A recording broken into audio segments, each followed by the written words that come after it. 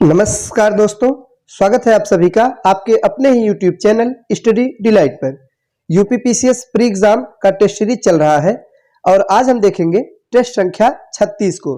तो दोस्तों, अब तक हमने इस टेस्ट सीरीज के कुल 35 टेस्ट को कंप्लीट कर लिए हैं और आज है टेस्ट संख्या 36। और पहला प्रश्न है कि भारत में मानव अस्थिपंजर सर्वप्रथम किस काल में मिलने प्रारंभ हुए। तो दोस्तों, सही जवाब है ऑप्शन नंबर सी, यानी मध्य पाषाण युग या मध्य पाषाण काल। भारत में जो मानव अस्थि पंजर है वो सर्वप्रथम मध्य पाषाण काल से मिलने प्रारंभ हुए हैं। अगला प्रश्न है, निम्नलिखित सैंधव स्थलों और उनकी स्थिति में कौन सा सही सुमेलित नहीं है। तो 4 सैंधव स्थलों का नाम है, हमें बताना है कौन सा सही सुमेलित नहीं है। तो पहला है मांडी, यह मुजफ्फरनगर में है, बिल्कुल सही है। दूसरा है हुलास, बागपत दिया है, ये गलत हो जाएगा। हुलास जो सैंधव स्थल है यह उत्तर प्रदेश के सहारनपुर जिले में स्थित है। कहाँ है? तो दोस्तों याद रखिएगा, हुलास सहारनपुर में स्थित है। तो ऑप्शन नंबर बी यही इस प्रश्न का सही जवाब है। सी सिनौली बागपत में है, ये सही है। डी आलमगीरपुर मेरठ में स्थित है, यह भी सही है। नेक्स्ट है, अतिथि देवो भव वाक्य किस ग्रंथ से लिया गया है। महत्वपूर्ण प्रश्न है। तो जो अतिथि देवो भव यह वाक्य है यह तैत्तिरीय उपनिषद से लिया गया है। तो कहां से लिया गया है? तैत्तिरीय उपनिषद, जो कि यजुर्वेद का एक उपनिषद है। अगला प्रश्न है, भदयानीय उप संप्रदाय का संबंध किस संप्रदाय या धर्म से था। तो दोस्तों, भदयानीय यह जो उप संप्रदाय है इसका संबंध किस धर्म से था, यह पूछा जा रहा है। तो बौद्ध धर्म से। सही जवाब है ऑप्शन नंबर डी, बौद्ध धर्म। और इसके अगर केंद्र की बात की जाए इस संप्रदाय के, तो नासिक और कन्हेरी में इस संप्रदाय का केंद्र था। अगला प्रश्न है, निम्नलिखित कथनों पर विचार कीजिए और कूट से सही विकल्प का चयन कीजिए। तो आइए देखते हैं। पहला कथन है कि दक्षिण भारत में वैष्णव धर्म के प्रमुख संत अलवार कहलाते थे। बिल्कुल सही है। जो दक्षिण भारत में वैष्णव धर्म के मानने वाले संत थे उन्हें अलवार कहते थे। और आगे दिया गया इनकी संख्या 63 है या 63 थी। तो दोस्तों ये गलत है, इनकी संख्या 63 नहीं थी बल्कि 12 थी। तो अलवार जो संत है इनकी संख्या कितनी थी? 12। तो पहला कथन गलत है। दूसरा है कि केरल के राजा कुलशेखर स्वयं प्रमुख अलवार संतों में से एक थे, ये सही है। तीसरा है तिरुमंगई एक प्रसिद्ध अलवार संत थे जो कि संत बनने से पूर्व एक डाकू थे। तो दोस्तों ये भी बिल्कुल सही है। ये संत बनने से पहले एक डाकू थे, बाद में संत बने थे, एक अलवार संत थे। तो कौन सा सही जवाब है? सही जवाब है ऑप्शन नंबर बी, यानी 2 और 3, ये दूसरा और तीसरा कथन बिल्कुल सही है।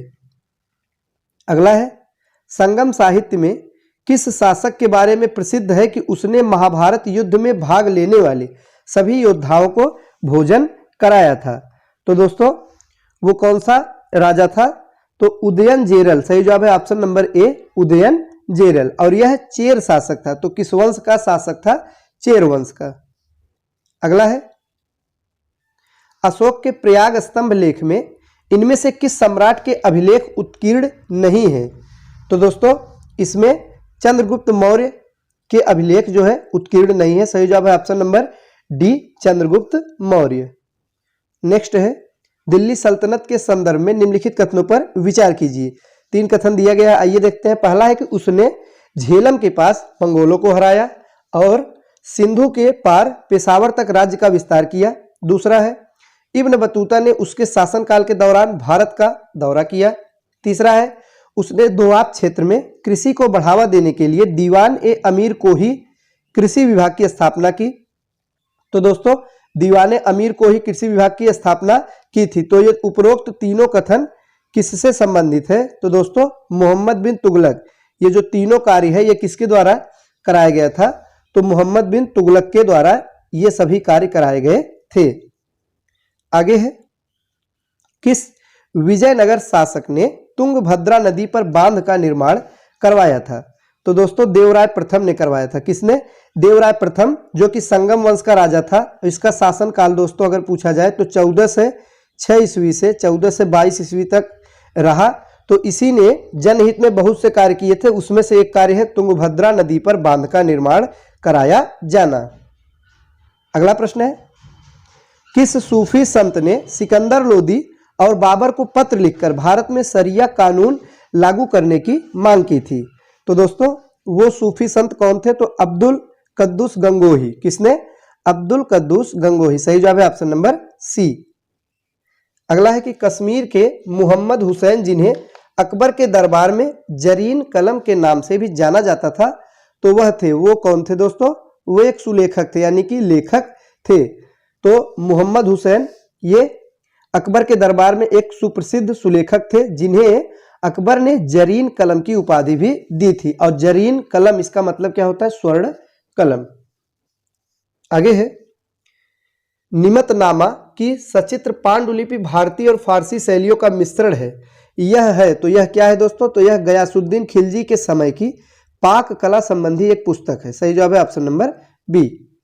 अगला है, दीवान ए मखफी शीर्षक से कविताएं किसके द्वारा लिखी गई? तो दोस्तों जेबुन निसा द्वारा लिखी गई। सही जवाब है ऑप्शन नंबर बी, जेबुन निसा। और जेबुन निसा कौन थी? तो औरंगजेब की ये बड़ी पुत्री थी, और इसी ने दीवान ए मखफी शीर्षक से कविताएं लिखी थी।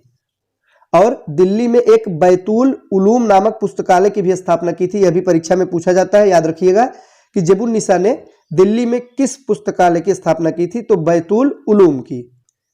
अगला है, बंगाल में मुक्त व्यापार का फरमान अंग्रेजों को कब प्राप्त हुआ?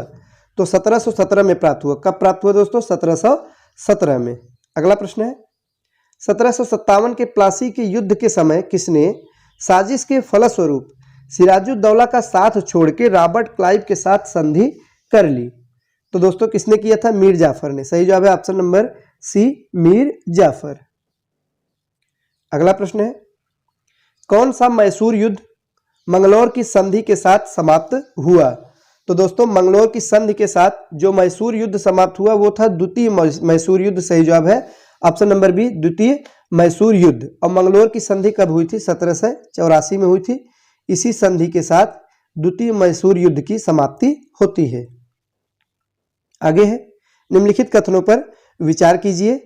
तो आइए दोस्तों पहला कथन देखते हैं। पहला है कि अस्थाई बंदोबस्त को इस्तमरारी बंदोबस्त, जमींदारी व्यवस्था या जागीरदारी व्यवस्था अथवा मालगुजारी व्यवस्था भी कहा जाता है। तो यह अस्थाई बंदोबस्त के अलग अलग नाम दिए गए हैं।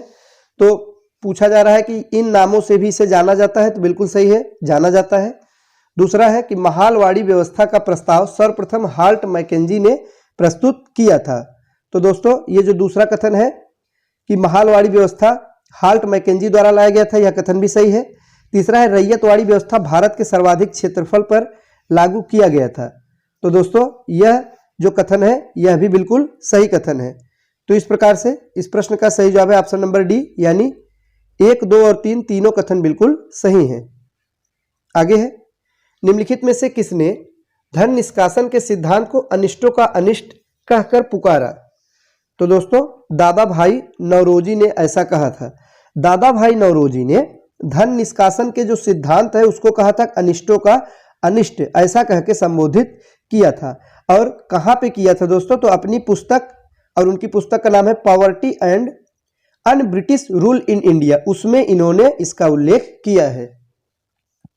अगला है, गवर्नर जनरल और उनके समय हुए कार्य के गलत युग्म की पहचान कीजिए। तो इसमें हमें बताना है कौन सा गलत है। पहला, बीएचयू की स्थापना लॉर्ड हार्डिंग के समय हुई, बिल्कुल सही है।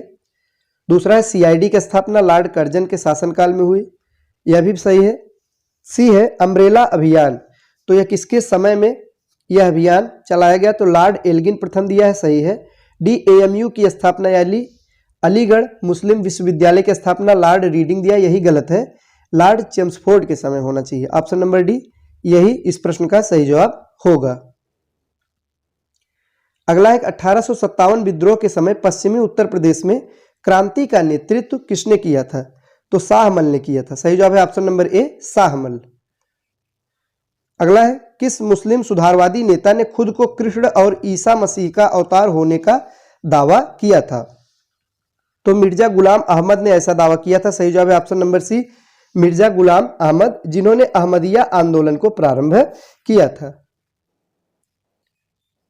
अगला है कि रोलेट समिति के सदस्यों में निम्नलिखित में कौन शामिल नहीं था? तो दोस्तों रोलेट समिति 1917 में यह समिति बनाई गई, इसमें कौन शामिल नहीं था? तो जमना लाल दास इसमें शामिल नहीं थे। सही जवाब है ऑप्शन नंबर डी, जमना लाल दास।